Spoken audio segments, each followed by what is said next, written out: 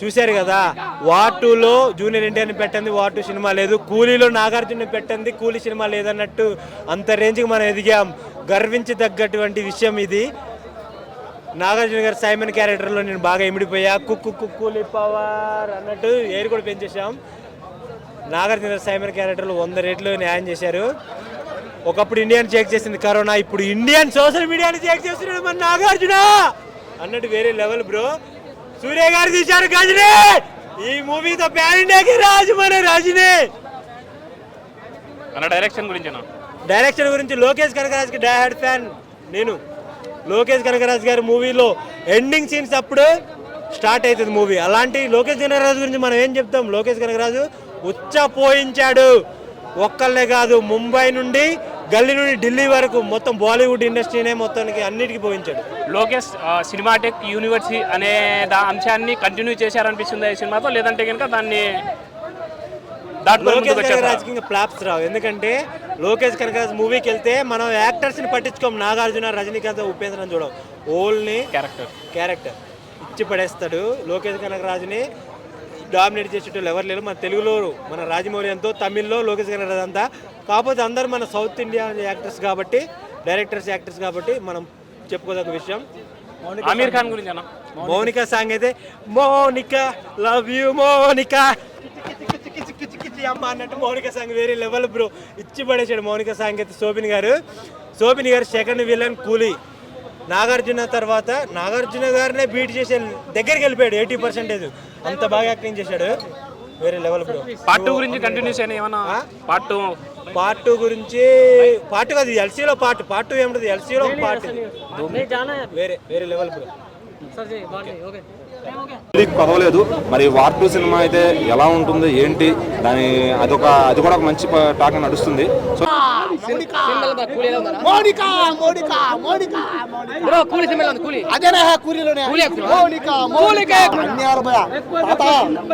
రజనీకాంత్ తాత ఏం తాత నువ్వు ఈ వయసులో కూడా ఎన్నినా తాత నువ్వు నువ్వు డామినేట్ చేసావు తాత. నువ్వు మామూలు కాదు తాత. నువ్వు కూడా నాగార్జున గారి యాక్టింగ్ ఎలా ఉంది బ్రో? నాగార్జున గారి యాక్టింగ్ ఎలా ఉంది? నాగార్జున యాక్టింగ్ అయితే ఆనందం సూపర్.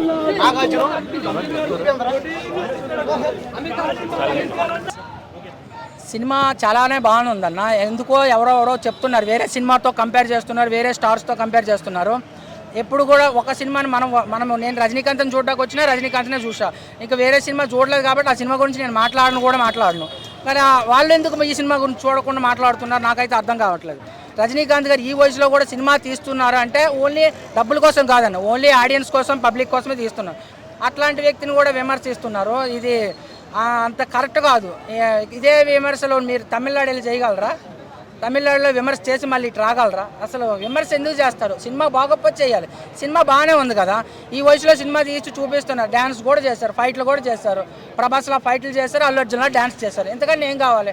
ఇంకా ఏం కావాలంటే మీరు బిట్ మూవీస్ చూసుకోండి అన్న. సౌత్ ఇండియాలో ఉండే అండ్ నార్త్ ఇండియాలో ఉండే యాక్టర్స్ మెయిన్ లీడ్ రోల్ అందరూ కూడా ఇందులో యాక్ట్ చేశారు. ఎవరి క్యారెక్టర్కు తగ్గట్టు వాళ్ళకు 100% అన్న. ఇందులోని ఇప్పుడు ఇంతకుముందు ఏం చేసేవారు, బాలీవుడ్లోకే మన వాళ్ళు తీసుకునేవారు అన్న. అప్పుడు ప్రియాంక చోప్రాతో మన రామ్ చరణ్ సినిమా తీశారు. అది ఇక్కడ కొంచెం డిసాస్టర్ అయి ఉండొచ్చు, అక్కడికి నార్మల్గా ఆడిందన్న. అట్లా ఇక్కడ ఓవర్లు తీసుకొని అక్కడ సినిమాలు ఆడినప్పుడు చాలా వరకు ఆడాయి. సో ఇప్పుడు మనం రివర్స్ చేస్తున్నాం. మనం రాజమౌళి గారు మన ఇండస్ట్రీని ప్రపంచానికి పరిచయం చేస్తారు. సో ఇక్కడికి మనం ఇంపోర్ట్ చేసుకోవాలి, ఇక్కడ నుండి ఎక్స్పోర్ట్ చేయాల్సిన అవసరం లేదు. సో అందుకని ఎవరైనా ఏ హీరో అయినా టాలీవుడ్లో వచ్చి చేయడానికి యాక్సెప్ట్ చేస్తారనమాట. ఇందులో అమీర్ ఖాన్ గారు చేయడానికి మెయిన్ రీజన్ ఏమంటే అందులో వేరే మూవీతో కంపేర్ చేయాలని చేశారేమో. యాక్చువల్గా అమీర్ ఖాన్ మూవీ ఇందులో పెట్టాల్సిన అవసరమే లేదు. అది లాస్ట్లో 10 minutes పార్ట్ 2 ఉందని చెప్పడానికి హింట్ ఇచ్చారు తప్ప అమీర్ ఖాన్ క్యారెక్టర్తో ఇక్కడ పెద్ద పని ఏం లేదు.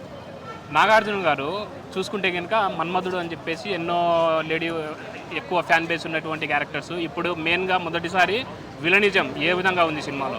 ఫస్ట్ టైం విలన్ క్యారెక్టర్ చేసిన దంచి కొట్టేశారన్న. ఎందుకంటే జగపతి బాబు గారు అది బాలకృష్ణ సినిమాలో విలన్ క్యారెక్టర్ చేసి ఎరగొట్టేశారు.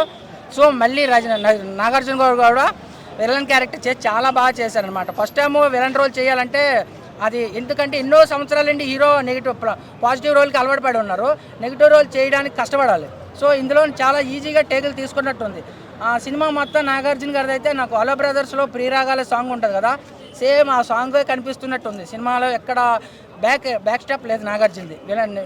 నెగిటివ్ రోల్కి పర్ఫెక్ట్ న్యాయం చేశారనమాట. లేడీ ఆడియన్స్ నాగార్జున గారి పట్ల ఈ విధంగా సాటిస్ఫైడ్ అయ్యే ఛాన్స్ ఏమన్నా ఉందా విలన్ క్యారెక్టర్గా? ఇందులో క్యారెక్టర్ విలన్ అన్న, అందులో ఏమి విలన్ పనులు ఏం చేయలేదన్న. ఒక చూపించారు ఒక హార్ట్ ఇంప్లిమెంటేషన్, అది ఒక క్రైమ్ అనేది చిన్న ఇంప్లిమెంటేషన్ చూపించారు తప్ప దాన్ని కంప్లీట్గా చూపించలేదు. ఒక డాన్ అంతే, ఇందులో ఒక డాన్ ఆయన అంతే తప్ప ఆయన ఏమెళ్ళి భూదందాలు కబ్జాలు అలాంటివి ఏం చేయరు. అలాంటివి చేస్తేనే ఎవరికైనా హర్టింగ్ ఉంటుంది. విలన్ రోల్ జస్ట్ చేశారు తప్ప ఆయన క్యారెక్టర్ అది కాదు, ఆయన పర్ఫార్మెన్స్ చేశారు అంతే. ఉపేంద్ర గారి క్యారెక్టర్ అన్న కన్నడ యాక్టర్ ఆయనకి కొంచెం అసలు ఇవ్వలేదు అనిపించి చెప్పచ్చు అన్న. లాస్ట్లో ఆయనకి ఒక ఫైట్ సీన్సే ఇచ్చారు తప్ప ఆయనకు ఒక డైలాగు ఇంకేమైనా కొంచెం లెంతీ క్యారెక్టర్ ఇచ్చుంటే కన్నడలో కూడా కొంచెం ఒక ఊపు ఊపేదన్న. ఎల్సీయూ లోకేష్ కనకరాజన్ గారి సినిమాలు పాత వాటికి ఇప్పటికీ ఏమన్నా కంటిన్యూస్ వేరియేషన్ ఏమన్నా ఉంటుందా, లేదంటే కనుక కంటిన్యూ కనెక్షన్ ఉందా? ఎల్సీయూ ఎవరిదన్నది? అది లోకేష్ కనక ఈ సినిమా డైరెక్టర్ గారు ఆ పాత మూవీస్ కి దీనికి యూనివర్సల్ గా కనెక్షన్స్ ఉంటాయి కదా. అవునవును. ఆ ముందు ఉన్నటువంటి సినిమాలకు ఆయనకి ఇంతకు ముందు లియో మూవీ ఏదో అన్నారు.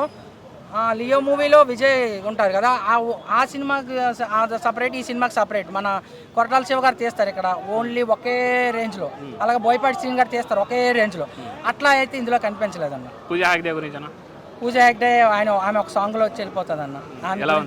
సాంగ్ బాగుందన్న. ఆ సాంగ్ లో రజనీకాంత్ గారు లేరు, కొంచెం డిసప్పాయింట్ అన్న. టోటల్ మ్యూజిక్ అనిరుద్ధ్ గారు దొరకొట్టేశారు. ఎలివేషన్స్ అన్ని బాగున్నాయి. తమిళ మూవీ అంటే ట్విస్ట్లు అన్న, బ్యాక్గ్రౌండ్ ట్విస్ట్లు కంపల్సరీ, ఇందులో ట్విస్ట్లు బాగానే ఉన్నాయి. ఎక్కువ ఏ ఇండస్ట్రీకైనా ఎలివేషన్స్ అంటారు కదా, తమిళ మూవీ నుండే తీసుకున్నారు ట్విస్ట్లు. నేను ట్విస్ట్లు అంటే తమిళ మూవీస్ నిండే బాగుంటాయి అన్న, చాలా బాగా తీశారు. మైనస్ అంటే ఆ మంజుమల్ బాయ్స్లో ఉండే మెయిన్ రోల్ ఉంటారు కదా, అందులో సోహిల్ గారు ఆయన కొంచెం ఎక్కువ క్యారెక్టర్ చూపించారు. ఆయనే కొన్ని సీన్స్లో హీరో లెక్క ఉంటారన్న, అది బాగా మైనస్ అన్న. అంటే సైమన్ క్యారెక్టర్ కూడా సూపర్ స్టార్ ని మించి ఉంది, డామినేట్ చేశారని కూడా అంటున్నారు. అక్కడ డైరెక్టర్ ఏది ఎంత చేయమని చెప్తే అంత చేస్తారన్న. అక్కడ ఇద్దరు పెద్ద స్టార్స్ అన్న, నాగార్జున రజనీకాంత్ గారు పెద్ద పండిపోయారు, అది నటనలో పండిపోయారు. వాళ్ళకి డైరెక్టర్ చెప్పేంత కాదు సార్ మీకు ఈ సీన్ అంటే ఆ సీన్లో వాళ్ళు ఎలా కావాలంటే అలా చేస్తారు. అలా చెప్పేంత కాదు, ఇద్దరు నువ్వా నేను అనేటట్టు చేశారన్న, చాలా బాగుంది. టోటల్ గా డైరెక్షన్ ఉపేంద్ర గారు ఎట్లా అనిపించింది? అదే ఉపేంద్ర గారికి కొంచెం తక్కువ స్పేస్ ఇచ్చారన్న, ఎందుకంటే ఆయనకి ఒక డైలాగ్ కూడా ఇవ్వలేదు, జస్ట్ హ్యాండ్ వేస్తే వెలిగిస్తాడు. రజనీకాంత్ గారికి ఒక డైలాగ్ ఇచ్చారు, నన్ను ఎవరైనా టచ్ చేస్తే చిరంజీవి వస్తారు, పవన్ కళ్యాణ్ వస్తారు, మహేష్ బాబు వస్తారు, ప్రభాస్ వస్తారు అంటారు కదా, అలాగే కూడా ఉపేంద్ర గారికి నాగార్జున గారికి 2 డైలాగులు ఇచ్చేసి ఉంటే గూస్ బంప్స్ అన్న. టోటల్ గా సినిమా గురించి ఏమంటున్నా అంటే సినిమా చూడొచ్చు అన్న. రజనీకాంత్ గారి మూవీ, నేనేం రజనీకాంత్ ఫ్యాన్ కాదన్న, ఆయన క్రేజ్ బట్టి వచ్చిన సినిమా చూడడానికి. ఈరోజు వేరే సినిమాస్ కూడా రిలీజ్ ఉన్నాయి, ఎవరి సినిమాకు ఉండాల్సింది వాళ్ళతో ఉంటుంది. మీకు ఏ సినిమా నచ్చితే ఆ సినిమా చూడండి, కానీ ఈ సినిమా అయితే బాగుందని నేను చెప్తా, కూలీ బాగుందని చెప్తాను. ఈ వయసులో ఆయన బాగా చేశారంటున్నారు. అదే కన్నా ఇందాక నుంచి చెప్తున్నది, ఈ వయసులో కూడా వేరే హీరోకి పోటీగా చేస్తున్నారు కదా డ్యాన్స్.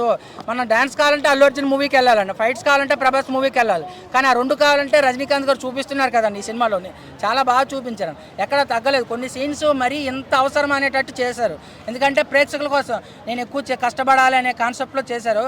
అంత అవసరం లేకపోయినా అవసరానికి మించి ఎక్కువ కష్టపడ్డారు రజనీకాంత్ గారు ఈ సినిమాలో.